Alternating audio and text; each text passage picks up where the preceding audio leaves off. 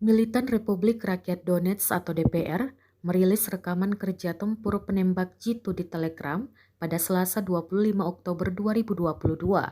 Dalam keterangan unggahan, disebutkan inilah pekerjaan penembak jitu dari Batalion Pengintai NM DPR pada Angkatan Bersenjata Ukraina dari jarak 1.100 meter.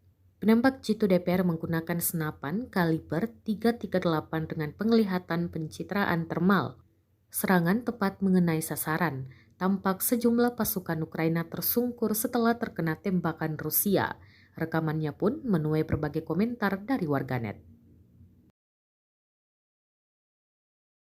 Terima kasih sudah nonton. Jangan lupa like, subscribe, dan share ya.